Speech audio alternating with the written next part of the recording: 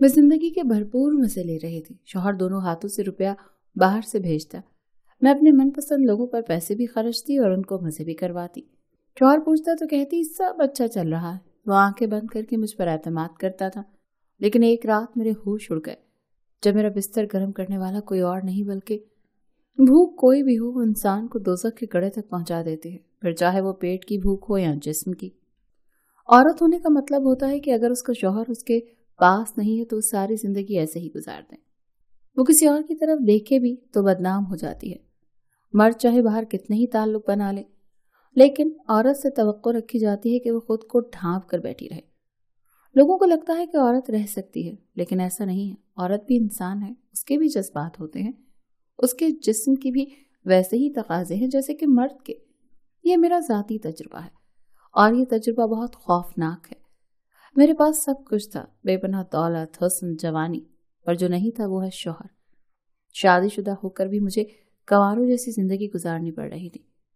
पर अब सोचती हूँ तो एहसास होता है कि वही जिंदगी अच्छी थी, जिसमें दौलत तो नहीं थी मेरे पास, लेकिन ज़हनी और जिस्मानी सुकून था। पर अब वो सुकून मुझे कहीं नहीं मिलता। मैं अपना दिल बहलाने के लिए लोगों पर पैसे लुटाती हूँ, लेकिन ये खुशी चंद पलों की होती है। फिर से उदासी और बेजारी मुझ पर छा जाती है और मैं सोचती हूँ कि कोई जादू की छड़ी घुमाऊं और वक्त वापस पलट जाए। वो दिन लौट आए जब अपने शौहर से कमाई में मेरी सारी ज़रूरतें पूरी करने की कोशिश करता था, पर मुझे ज़रूरतों से बढ़कर अपनी ख्वाहिशें अजीज थी। मैं दिन में टीवी पर रंग बिरंगे फैशन शो देखती, कभी मॉर्निंग शो, कभी उन लड़कियों और औरतों को खूबसूरत लिबास पहने देखती तो मुझे भी हसरत होने लगती। मैंने महंगे महंगे स्किन प्रोडक्ट्स इस्तेमाल करते हुए देखती तो मुझे भी अपना बदसूरत सा लगता और मेरा दिल करता कि मैं भी खूबसूरत हो जाऊं। जब जब मैं शौहर से किसी प्रोडक्ट या क्रीम का जिक्र करती तो शौहर मेरा हाथ थाम कर कहता कि तुम कितनी खूबसूरत हो, मेरी आंखों से देखो। मुझे डर लगता है कि कहीं कोई तुम्हें मुझसे चुरा न ले। मेरा शौहर मेरा दीवाना था, वो मुझे पागलों की तरह चाहता था। मैं दिन को रात कहती तो वो रात कह देता, मैं धूप में बारिश कहती तो वो सर झुका देता। कभी कभी मुझे खुद पर रश्क आता कि इतनी मोहब्बत करने वाला शौहर कहाँ नसीब होता। लेकिन खाली मोहब्बत से ना तो पेट भरता है और ना ही ख्वाहिशें, और मेरी ख्वाहिशें तो बहुत बड़ी बड़ी थी, गाड़ी, बंगला और न जाने क्या क्या। मैं नौकरी करना चाहती थी ताकि ख्वाहिशों को खुद पूरा कर सकूं, लेकिन शौहर को यह भी मंजूर नहीं था। उसकी चंद हजार की तनख्वाह वाली नौकरी से मेरा दम घुटने लगा था। मेरी एक सहेली की शादी थी, मेरी पक्की सहेली की। उसकी शादी के लिए मैंने महंगा जोड़ा देख रखा था जो 10,000 का था। जब मेरे शौहर से पैसे मांगे तो उसने कहा, बेगम महीने का एंड चल रहा है, पैसे नहीं है। उसने अपनी खाली जेबें मुझे झाड़ कर दिखा दी।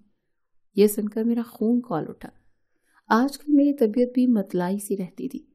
मैं गुस्से से फट पड़ी और बोली कि महीने में एक जोड़ा भी नसीब नहीं होता मुझे। मैं अब मजीद गुर्बत की जिंदगी नहीं जी सकती। मुझे कोई बहाना नहीं सुनना। अगर तुम मेरी ज़रूरतें पूरी नहीं कर सकते तो बता दो, मैं खुद अपना इंतज़ाम कर लूँगी। मैंने कुछ ज़्यादा ही बदलिहाजी से कहा। शौहर ने मुझे गुस्से और अफसोस से देखा पर कहा कुछ नहीं। वो कमरे से बाहर निकल गया और मेरा पारा मजीद हाई हो गया।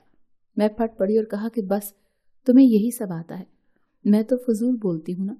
और फिर अचानक बोलते बोलते मुझे शदीद चक्कर आया और मैं लड़खड़ा कर गिर गई। जब होश आया तो शौहर मेरे सिरहाने खड़ा था। एक लेडी डॉक्टर मेरा मुआयना कर रही थी। उसने शौहर से कहा कि घबराने की जरूरत नहीं, आपकी बीवी माँ बनने वाली है। यह सुनकर मैं साकित रह गई, जबकि शौहर खुशी से उछल पड़ा। ऐसा नहीं था कि मुझे बच्चे की खुशी नहीं थी, पर मैं अभी बच्चा नहीं चाहती थी। हमारे हालात ऐसे नहीं थे। और फिर शौहर ने मुझे उठा लिया। उसने मेरे हाथ थाम कर आंखों से लगाए और उसकी आंखों में खुशी से आंसू आ गए। उसकी खुशी देखकर मुझे शर्मिंदगी का एहसास हुआ। उसने मुझे इतना प्यार दिया कि मुझे प्यार की बारिश में भिगा दिया। मैं उसकी मोहब्बत के सामने झुक जाती। अब वो पहले से ज्यादा मेरा ख्याल रखने लगा था, मुझे कोई काम नहीं करने देता था। अगले ही दिन उसने मुझे 20,000 रुपये शॉपिंग के लिए दे दिए। और जब मैं अपनी पसंद का जोड़ा पहनकर तैयार हुई तो शौहर ने मेरी हजारों बलाएं ले डाली। मेरी तमाम सहेलियां मुझ पर रश करती थी कि मुझे ऐसा शौहर मिला था। वक्त गुजरता गया। शौहर ने बेहतर कारोबार के लिए हाथ पांव मारना शुरू कर दिए और तभी शौहर ने बाहर जाने का प्रोग्राम बनाया। ये सुनकर मेरा दिल घबरा गया। मैं अपने शौहर के बिना भला अकेले कैसे रहती। शौहर ने कहा कि परेशान मत हो, मैं तुम्हारी डिलीवरी के बाद जाऊंगा। اور اتنا کماؤں گا کہ تمہاری ساری خواہشیں پوری کر سکوں۔ میں کہیں نہ کہیں ڈری ہوئی بھی تھی، پر مجھے پیسہ بھی چاہیے تھا، کیونکہ پیسے کے بنا تو زندگی جہنم تھی۔ 9 ماہ بعد میں نے 2 جڑواں بچوں کو جنم دیا، ایک بیٹی اور ایک بیٹا۔ ہم دونوں بہت خوش تھے، پر شوہر اداس ہو گیا۔ 2 ماہ بعد اس نے چلے جانا تھا۔ شوہر میرا اور بچوں کا خیال رکھتا۔ بالآخر 2 ماہ بھی گزر گئے۔ شوہر نے میرے لیے ایک ملازمہ کا انتظام کیا اور میرے اکاؤنٹ میں کچھ پیسے جمع کرا دیے۔ میں جانتی تھی شوہر کا جانے کا دل نہیں تھا، پر اسے میرے لیے جانا ہی تھا۔ اس نے جاتے ہوئے مجھے کہا کہ میری عزت کی حفاظت کرنا۔ میں نے اسے پورا یقین دلایا، پھر شوہر چلا گیا۔ جاتے وقت اس کی آنکھوں میں آنسو تھے۔ پہلے تو مجھے بہت مشکل ہوئی، 2 بچوں کو سنبھالنا بہت مشکل تھا، پر پھر جب شوہر نے مہینے کے بعد مجھے پیسے بھیجے تو میرے سارے غم دور ہو گئے۔ پیسے دیکھ کر شوہر کی جدائی کا غم بھی کم ہونے لگا۔ میں شوہر سے روز بات کرتی اور اسے سب بتاتی۔ شوہر دن رات محنت کرتا، وقت گزرنے لگا۔ اب میرا زیادہ وقت شاپنگ کرتے گزرتا۔ میں نے بچوں کے لیے ایک آیا بھی رکھ لی تھی جو ان کا خیال رکھتی، اور میں سارا دن اپنی مرضی سے گزارتی۔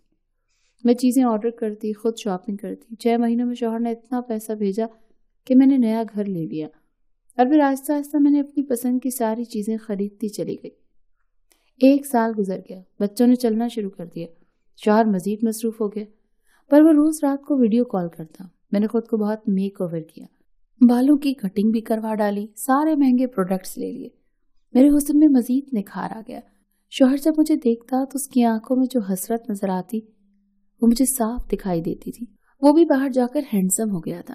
1 سال کتنی بار مجھے اکیلے پن کا احساس ہوا، اور کتنی بار میرا دل چاہا کہ شوہر ہوتا اور وہ مجھے اپنی محبتوں سے نوازتا۔ شوہر نے 6 ماہ بعد آنے کا کہا تھا، پر سال بعد بھی وہ نہ آیا۔ اب میرا اٹھنا بیٹھنا بڑے لوگوں میں ہونے لگا تھا۔ میری ماڈرن عورتوں سے دوستی ہو گئی تھی۔ وقت گزرتا گیا اور اکیلے پن کا احساس بڑھتا گیا۔ جب کبھی مجھے شوہر کی شدت سے طلب ہوتی، اس کی کمی محسوس ہوتی، تو میں رونے لگ جاتی۔ شوہر سے کہہ بھی نہیں سکتی تھی کہ میری وجہ سے ہی تو وہ گیا تھا۔ اور پھر 2 سال گزر گئے، بچے اب ہوشیار ہو گئے تھے۔ ایک دن مجھے ایک پارٹی میں جانا تھا، کافی بڑی پارٹی تھی، اور میں سب سے حسین لگنا چاہتی تھی۔ میں ساڑی پہنی اور مہنگے پارلر سے تیار ہوئی۔ مجھے اپنا آپ کسی افسرہ سے کم نہیں لگ رہا تھا، اور جو بھی مجھے دیکھ رہا تھا حیران ہو رہا تھا۔ اور جب میں پارٹی میں پہنچی تو سب کی نظریں مجھ پر جمی تھی۔ وہاں مجھے دیکھ کر مردوں کی جو حالت ہوئی تھی وہ میں ہی جانتی تھی۔ بچوں کو میں گھر ہی چھوڑ گئی تھی۔ 1-2 لوگوں نے تو میری اس دوست سے کہا کہ جس کی میں پارٹی میں آئی تھی کہ وہ مجھ سے شادی کرنا چاہتے ہیں۔ تب میری دوست نے کہا کہ یہ تو شادی شدہ ہے اور شوہر باہر ہوتا ہے۔ تب ایک آدمی جو دیکھنے میں کافی سحرانگیز شخصیت کا مالک تھا کہنے لگا کہ کبھی میں سوچوں کہ آخر شوہر نے اکیلے کیسے اس کو پارٹی میں بھیج دیا، اور کیسا بدنصیب شوہر ہے جو حور جیسی بیوی چھوڑ کر باہر بیٹھا ہے۔ میں نے اسے زیادہ اہمیت نہیں دی۔ تبھی اس نے باتوں باتوں میں کہا کہ ایسے حسن کا کیا فائدہ جسے سراہنے والا کوئی نہ ہو۔ میں اس کی نظروں کی طلب پڑھ سکتی تھی۔ وہ میرے قریب ہونے کی کوشش کرنے لگا۔ میں گھبرا گئی، جلد ہی وہاں سے نکل آئی۔ اکیلی عورت کا ایسے ماحول میں رہنا مشکل تھا۔ گھر آ کر بھی اس شخص کی باتیں سوچنے لگی۔ مجھے اپنے اندر عجیب سے جذبات مچلتے محسوس ہو رہے تھے۔ میں نے شوہر کو فون کیا پر اس نے اٹھایا نہیں۔ یکدم ہی مجھے اپنے محل جیسے گھر میں میرا دم گھٹنے لگا، اور اگلے دن ہی مجھے اس آدمی کا فون آ گیا۔ اس نے یقیناً میری سہیلی سے نمبر لیا تھا۔ میں بھی اکیلی تھی، اس سے باتیں کرنے لگی۔ آخر کب تک اکیلی رہتی؟ اس آدمی کی باتیں اچھی تھی، میں خود کو سحر زدہ محسوس کر رہی تھی۔ اور پھر اس نے گھر آنا شروع کر دیا۔ پہلے تو صرف باتیں ہی ہوتی تھی، وہ میری تعریف کرتا اور میرے سوئے جذبات جاگ اٹھتے۔ ایک دن طوفانی رات تھی، وہ میرے گھر پر تھا۔ میں بارش میں نہانا چاہتی تھی اور میں نہائی بھی۔ موسم کچھ ایسا تھا، اوپر سے جذبات بھڑک اٹھے۔ مجھے تو پتہ ہی نہیں چلا کب میں نے خود کو اس کے حوالے کر دیا۔ 3 سالوں کی پیاس جب بجھی تو احساس ہوا کہ میں نے کیا کر دیا تھا۔ میں پریشان ہو گئی اور رونے لگی۔ تب اس نے مجھے کہا کہ کیا تمہارا شوہر وہاں بنا کسی عورت کے رہ رہا ہوگا؟ اپنی زندگی کو جیو، اور جب انسان ایک بار راستے سے بھٹک جائے تو پلٹنا ممکن نہیں۔ اور میں بھٹک گئی تھی۔ اب میرا جب جی چاہتا میں اس کے ساتھ اپنی راتیں گزارتی۔ 1 سال میں ہم دونوں ایک دوسرے سے اکتانے لگے۔ میں پارٹیز میں جاتی اور وہاں پر مردوں سے ایسے ہی دوستیاں کرتی۔ شوہر فون کرتا تو میں ہنسی خوشی اس سے بات کرتی۔ وہ مجھے کہتا کہ تم دن بدن خوبصورت ہوتی جا رہی ہو، میں جلد واپس آؤں گا، پر وہ نہ آیا۔ اور میں بھی اب جس گناہ میں پڑ گئی تھی، جب تک اسے پورا نہ کر لیتی مجھے سکون نہ ملتا۔ میں نے اپنے پیسوں سے اپنے دوست کے بزنس میں پارٹنرشپ کر لی اور اب میرا سرکل بڑھ گیا. میرے مزید مردوں سے دوستیاں بڑھتی گئیں. اب میں اپنے گھر پر پارٹی کرتی اور جس سے دل چاہتا اسی مرد کو اپنے گھر پر روک لیتی اور اپنی حسرت جی بھر کر پوری کرتی. سب کچھ اچھا گزر رہا تھا، پر ایک بے چینی مجھے سکون نہیں لینے دیتی تھی. وقت کیسے گزرا کچھ احساس نہیں ہوا. 10 سال گزر گئے، شوہر واپس نہ آیا اور اب میں نے اسے بلانا بھی چھوڑ دیا تھا. 10 سالوں میں میرا اپنے سرکل کے تمام لوگوں سے ہی دل بھر گیا تھا اور میرے پاس اتنا پیسہ جمع ہو گیا تھا کہ ساری عمر نہ ختم ہوتا. بچے اپنی زندگی جی رہے تھے، وہ اپنے باپ سے روز بات کرتے. میرے پاس ان کے لیے زیادہ وقت نہیں ہوتا تھا. اب میں اس حد تک آگے بڑھ گئی تھی کہ میں نے آئس نشہ شروع کر دیا اور نشے کے بعد مجھے اپنے بستر پر کوئی نہ کوئی چاہیے ہوتا تھا. چنانچہ میں نے ایک لڑکی کو اس کام پر رکھا اور اسے کہا کہ جب میں کہوں تم نے میرے لیے ایک مضبوط توانا مرد کو ڈھونڈ کر لانا ہے، میں تمہیں اس کے پیسے دوں گی. اس نے ایسا ہی کیا. جب میں کہتی تو وہ میرے لیے کوئی نہ کوئی کالج یونیورسٹی کا لڑکا تلاش کر کے لے آتی. میں نے انہیں خود کو خوش کرنے کے منہ مانگے پیسے دیتی، مگر کوئی 10 میں سے ایک شخص خوش کر پاتا. میں اب اکتانے لگی تھی. نشہ کرنے کی وجہ سے میری طبیعت بھی خراب رہتی تھی. بچوں کو دیکھتے کئی دن گزر جاتے، مجھے کوئی ہوش نہ ہوتا. اب مجھے اپنا پرانا وقت یاد آتا، شوہر کی یاد ستاتی. میرے حسن کو نشے کی دیمک لگ گئی تھی. نشہ نہ ملتا تو میں مرنے والی ہو جاتی اور ایک مردوں کی لت لگ چکی تھی. دونوں ہی میری زندگی برباد کر رہی تھی. اب میں پرانے وقت میں واپس پلٹ جانا چاہتی تھی. کبھی کبھی خود سے تنگ آ کر رونے لگ جاتی. مجھے لگتا جیسے میں پاگل ہو رہی ہوں. میں نے نفسیاتی ڈاکٹر کے پاس جانا شروع کر دیا اور اسے اپنی حالت بتائی. اس نے کہا کہ اپنے شوہر کے پاس چلی جاؤ یا اسے واپس بلا لو. پر شوہر تو جیسے واپس آنا بھول ہی گیا تھا. اب تو میری مہینوں اس سے بات بھی نہیں ہوتی تھی. وہ لڑکی جو میرے لیے کام کرتی تھی وہ بھی اب ڈھنگ کے لوگوں کو نہیں لا رہی تھی. ایک دن وہ آ کر کہنے لگی کہ باجی آپ کی پسند کا مرد مل گیا ہے، پر وہ 5 لاکھ ایک رات کا مانگ رہا ہے اور اس کی شرط ہے کہ وہ اپنا منہ نہیں کھولے گا بلکہ نقاب کر کے رکھے گا. مجھے حیرانی ہوئی کہ ایسا کون سا مرد آ گیا جس کی اتنی ڈیمانڈ ہو. میں نے اسے کہا ٹھیک ہے آج رات اسے بلا لو. 5 لاکھ تب میرے لیے کوئی بڑی رقم نہیں تھی کیونکہ میرے بینکوں میں اتنا پیسہ تھا کہ بینک مینیجر گھر آ کر سلامی دیتے تھے. اس نے رات کو اس شخص کو بلا لیا. اس رات مجھے کافی دنوں بعد نشہ ملا تھا. میں نشہ کر کے مدہوش ہو گئی. جب وہ آیا تو مجھے ایک عجیب سی خوشبو کا احساس ہوا. اس رات میں بے سوچ سوتی رہی اور وہ بیٹھ کر واپس چلا گیا. صبح اٹھی تو مجھے حیرانی ہوئی کیونکہ اس نے مجھے چھوا تک نہیں. میں نے لڑکی سے کہا کہ اسے دوبارہ بلاؤ. اس نے بلا لیا. آج میں پورے ہوش میں تھی. اس کا جسم مضبوط تھا. اس نے چہرہ چھپا رکھا تھا. میں آفت بن کر اس کے سامنے گئی کہ آج دیکھتی ہوں کتنا کنٹرول کرتا ہے خود پر. اس نے مجھے دیکھا اور نظریں جھکا لی اور میں مسکرا دی. میں نے کہا اگر اتنے ہی شریف ہو تو آئے کیوں ہو؟ اور تمہیں تو خوش ہونا چاہیے. تم میرے سب سے مہنگے گاہک ہو. پیسے بھی مل رہے ہیں اور میں بھی. دیکھو تمہارے لیے ہی اتنا سجی سنوری ہوں. چھو کر دیکھو مجھے.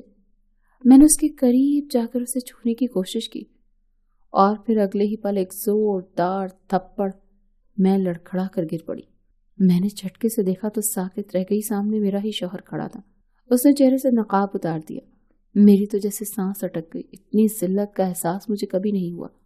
وہ مجھے ایسی نظروں سے دیکھ رہا تھا کہ کچھ پل میں بول ہی نہ پائی. اس کا چہرہ سب سے سرخ پڑ چکا تھا. تم ایک بازاری عورت ہو اور میں لعنت بھیجتا ہوں خود پر کہ میں نے تم سے محبت کی، شادی کی اور تمہارے لیے 7 سمندر پار کیا اس شرط پر کہ میں 10 سال واپس نہیں آ پاؤں گا اور تم میرے پیچھے سے یہ سب کرتی رہی. میرا دل کر رہا ہے میں تمہیں گولی مار دوں یا خود مر جاؤں، پر میں اپنے ہاتھ گندے نہیں کرنا چاہتا. اس نے فٹ سے دروازہ کھول دیا اور سامنے ہی میرے بچے کھڑے تھے. میں شرم سے ہی زمین میں گڑ گئی. ان معصوم بچوں کو بھی پتا چل گیا تھا کہ ہماری ماں کن غلط کاموں میں پڑ گئی ہے. تمہیں یہ سب کرتے ایک بار بھی اللہ سے خوف نہیں آیا؟ وہ بول رہا تھا پر میں بے زبان ہو چکی تھی. کیا بتاتی کہ میں مجبور تھی. مجھے اپنے جسم کی بھوک مٹانی تھی. میں صحیح ہو کر بھی غلط ہی تھی. میں گناہگار تھی.